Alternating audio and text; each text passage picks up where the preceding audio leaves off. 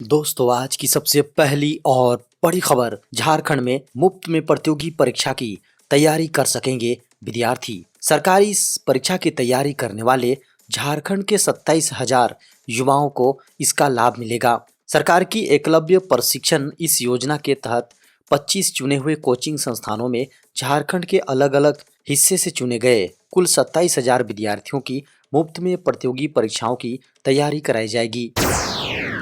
झारखंड में 3 डिग्री तक गिरेगा तापमान।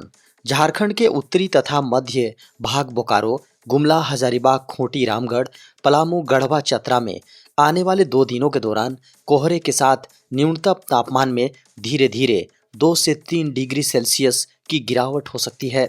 दक्षिणी भाग में 4 से 5 डिग्री तक तापमान गिर सकता है। इससे ठंड और बढ़ेगी। मौसम विभाग के अनुसार नए वर्ष में 1 जनवरी से 3 जनवरी तक पूरे दिन कोहरा छाए रहने की संभावना है। 29 दिसंबर को 10 लाख किसानों को तोहफा देगा कृषि विभाग। झारखंड के 10 लाख किसानों को 29 दिसंबर को कृषि विभाग तोहफा देगा। उनके खाते में 3,500 रुपए भेजे जाएंगे। कृषि, पशुपालन एवं सहकारिता मंत्री बादल पत्रलेख ने कहा कि मुख्यमंत्री हेमंत सोरेन के दिशा निर्देश एवं उनकी भावनाओं के अनुरूप झारखंड की जनता के हित में कृषि के क्षेत्र में विभाग ने संवेदनशीलता के साथ काम किया है। 2023 में पूरे साल फ्री मिलेगा 80 करोड़ लोगों को अनाज। देश के 80 करोड़ लोगों के लिए बड़ी खुशखबरी है। मोदी सरकार 2023 में भी पूरे वर्ष मुफ्त में राशन देती रहेगी। बता दें कि शुक्रवार को केंद्र सरकार ने राष्ट्रीय खाद्य सुरक्षा अधिनियम NFSA के तहत 81.35 करोड़ गरीबों को 1 साल मुफ्त अनाज बांटने का ऐलान किया है। हालांकि सरकार की इस योजना का लाभ आपको तभी मिलेगा जब आपके पास राशन कार्ड होगा। बता दें कि राशन कार्ड पर आप मुफ्त में राशन ले सकते हैं। 2030 तक बंद होंगे पुराने वर्जन की सभी ट्रेनें। रेलवे मंत्रालय अगले 8 साल में यात्री ट्रेनों के स्वरूप में बड़ा बदलाव करने जा रहा है। 2030 तक पुराने वर्जन की सभी ट्रेनों को वंदे भारत की तर्ज पर अत्याधुनिक करने की योजना है। अभी वंदे भारत की ट्रेनों में बैठकर यात्रा करने की व्यवस्था है, लेकिन दूसरे संस्करण में 26,000 करोड़ की लागत से 200 ट्रेनों को स्लीपर किया जा रहा है। अगले 2.5 से 3 वर्षों के दौरान यह संख्या 400 पहुंचनी है। बाद में धीरे धीरे सभी यात्री ट्रेनों का कायाकल्प कर दिया जाएगा। देश में अभी तक वंदे भारत संस्करण की 6 ट्रेनें चलाई जा रही हैं। देश भर में कई घंटे बंद रही जियो फाइबर की सर्विस। जियो फाइबर का सर्वर पूरे भारत में कुछ समय के लिए डाउन रहा। बुधवार सुबह यूजर्स इंटरनेट सेवाओं का उपयोग करने में दिक्कतों का सामना कर रहे थे। सुबह लगभग 11:30 बजे जियो ब्रॉडबैंड सेवाओं को फिर से शुरू किया गया। कंपनी ने सर्वर प्रॉब्लम्स को ठीक कर दिया है। इस समस्या के चलते पूरे देश में जियो की सर्विस प्रभावित हो रही थी। डाउन डिटेक्टर के मुताबिक जियो आउटेज के मामले में देश में सुबह करीब 10 बजे शुरू हुए। सुबह 11:05 तक 300 से अधिक उपयोगकर्ताओं ने जियो की कनेक्टिविटी में दिक्कत की शिकायत की। एकलव्य प्रशिक्षण योजना का लाभ ले सकेंगे ये सभी विद्यार्थी। एकलव्य प्रशिक्षण योजना के लिए वे सभी विद्यार्थी आवेदन कर सकेंगे जिन्होंने झारखंड में स्थित किसी भी मान्यता प्राप्त शिक्षण संस्थान से 10वीं एवं 12वीं की परीक्षा पास की है। हालांकि झारखंड राज्य की आरक्षण नीति का जिन लोगों को लाभ मिल सकता है, वैसे लोगों के लिए इस शर्त में ढील रहेगी।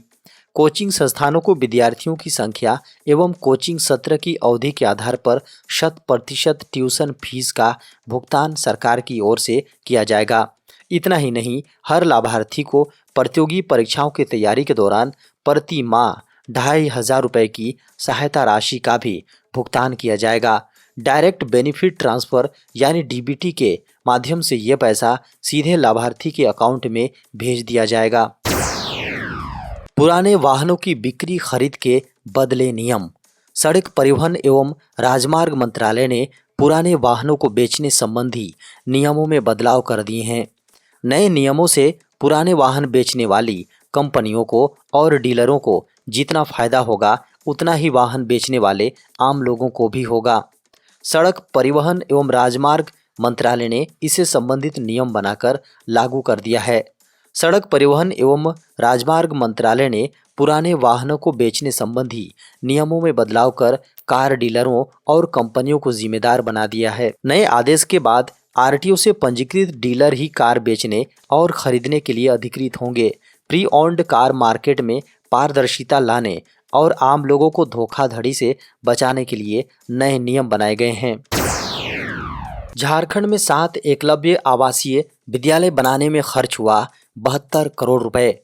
झारखंड में 7 एकलव्य आवासीय विद्यालयों के निर्माण पर कुल 72 करोड़ रुपए का खर्च आया है। झारखंड के सीएम श्री हेमंत सोरेन ने 15 नवंबर 2022 को झारखंड स्थापना दिवस पर इन 7 आवासीय विद्यालयों का ऑनलाइन उद्घाटन किया।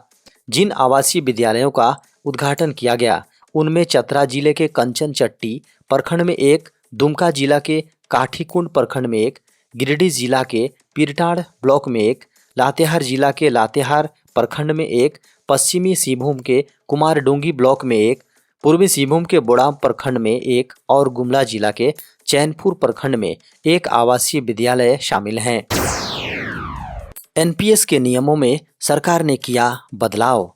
वर्ष 2020 की शुरुआत में जब देश में कोविड-19 महामारी फैली थी तो कई लोगों की नौकरी छूट गई थी और कई लोगों का कारोबार ठप हो गया था। बड़ी संख्या में लोग वित्तीय संकट से जूझ रहे थे।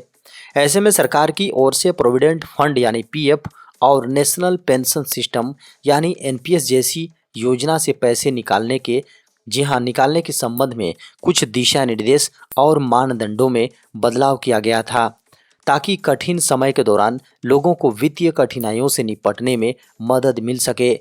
एनपीएस ग्राहकों को दी गई राहत में से एक यह भी था कि उन्हें सेल्फ डिक्लेरेशन के माध्यम से अपने अकाउंट से आंशिक रूप से ऑनलाइन पैसे निकालने की अनुमति थी। आंशिक निकासी के लिए एनपीएस ग्राहकों को दस्तावेज जमा करने से छूट दी गई थी। हालांकि अब देश में महामारी की स्थिति में सुधार आ गया है। ऐसे में पेंशन फंड नियामक और विकास प्राधिकरण ने एनपीएस डिपॉजिट से पैसे निकालने के संबंध में कुछ नियमों एनपीएस रूल्स को बदलने का फैसला किया है।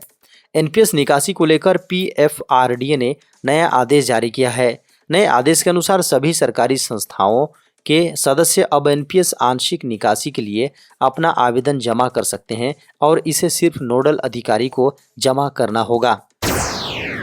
देश में कोरोना वायरस के मिले नए मामले। भारत में कोविड-19 के मामलों में गिरावट आ रही है। पिछले 24 घंटों में नए मामलों में वृद्धि आई है। वहीं दूसरी ओर सक्रिय मामलों में भी वृद्धि दर्ज की गई है। अब यह आंकड़ा 3,468 पर पहुंच गया है।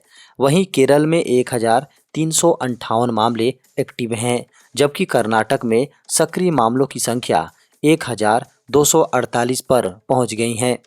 28 दिसंबर 2022 की सुबह 8 बजे केंद्रीय स्वास्थ्य एवं परिवार कल्याण मंत्रालय द्वारा जारी आंकड़ों के अनुसार पिछले 24 घंटों के दौरान देश में 188 नए मामले सामने आए। इससे पहले 27 दिसंबर को 157 नए मामले सामने आए थे, जबकि 26 दिसंबर को 196 नए मामले मिले थे, जबकि 1 नवंबर को 1046 नए मामले सामने आए थे। आंकड़ों को देखें तो देश में अब एक्टिव मामलों की दर 0.01% है, जबकि रिकवरी दर 98.8% पर पहुंच चुकी है। खबरों को माने तो पिछले 24 घंटों में कोरोना से किसी की मौत नहीं हुई है। पिछले 24 घंटे में रिकवर होने वाले मरीजों की संख्या 141 बताई गई हैं। केंद्र सरकार के निशाने पर कई दवा कंपनियां। दुनिया में कोरोना के बढ़ते मामलों के बीच केंद्र सरकार ने देश के कुछ दवा बनाने वाली कंपनियों पर नकेल कसना शुरू कर दिया है। केंद्रीय स्वास्थ्य एवं परिवार कल्याण मंत्री डॉक्टर मनसुख मंडाविया के निर्देश के बाद जांच एजेंसियां ने इन दवा कंपनियों की जांच शुरू कर दी है। केंद्रीय औषधि एवं मानक नियंत्रण संगठन यानी CDSCO कई राज्यों के एजेंसियों के साथ मिलकर कंपनियों का निरीक्षण शुरू कर दिया है। स्वास्थ्य मंत्रालय के अनुसार फिलहाल इन कंपनियों के दवाओं की गुणवत्ता मानकों को परखा जा रहा है। अगर इन दवा कंपनियों पर आरोप सही पाए जाते हैं तो कार्रवाई के साथ साथ मुकदमा भी चलाया जाएगा। बता दें कि हाल ही में गाम्बिया में भारतीय दवाओं के इस्तेमाल के बाद उत्पन्न विवाद और सुप्रीम कोर्ट के निर्देश के बाद यह कार्रवाई शुरू की गई है। केंद्र सरकार ने इन दवा बनाने वाली कंपनियों के नाम और संख्या बताने से इनकार किया है। केंद्र सरकार ने यह कार्रवाई ऐसे समय में की है जबकि कुछ दिनों पहले विश्व स्वास्थ्य संगठन द्वारा भारतीय कंपनी मेडेन फार्मास्यूटिकल्स को उन दवाओं के निर्यात के लिए दोषी ठहराया था, जिसकी वजह से कथित तौर पर गाम्बिया में बच्चों की मौत हुई थी। कोई भी कंपनी अब रेलवे की जमीन पर लगा सकती है टावर। दूरसंचार नेटवर्क को लेकर रेल मंत्रालय ने बड़ा फैसला लिया है। इस फैसले के तहत अब कोई भी कंपनी रेलवे की जमीन, ऑफिस या स्टेशन पर टावर लगा सकती है। इससे यात्रियों, स्टेशनों और रेलवे कार्यालयों के साथ साथ आसपास रहने वाले लोगों को भी लाभ होगा। उन्हें 5G नेटवर्क मिल सकेगा, जबकि रेलवे को इससे राजस्व प्राप्त होगा। अब तक रेलवे के PSU रेलटेल रेलवे की जमीन, स्टेशनों या कार्यालयों पर दूरसंचार नेटवर्क के लिए टावर लगाते थे। अब यहाँ 5G नेटवर्क आ गया है और 4G के मुकाबले 5G टावर काफ़ी कम दूरी पर लगे हैं। इसलिए अकेले रेलटेल के लिए इतने कम समय में पूरे देश में 5G टावर लगाना संभव नहीं था, जिसके चलते रेलवे बोर्ड ने इसे लेकर नीति में बदलाव किया है। अब कोई भी कंपनी रेलवे की ज़मीन, स्टेशन और ऑफिस पर टेलीकॉम पोल या टावर लगा सकती है। नीति की शर्तों के अनुसार रेलवे भूमि पर स्थापित टावरों के लिए रेलवे जिम्मेदार नहीं होगा।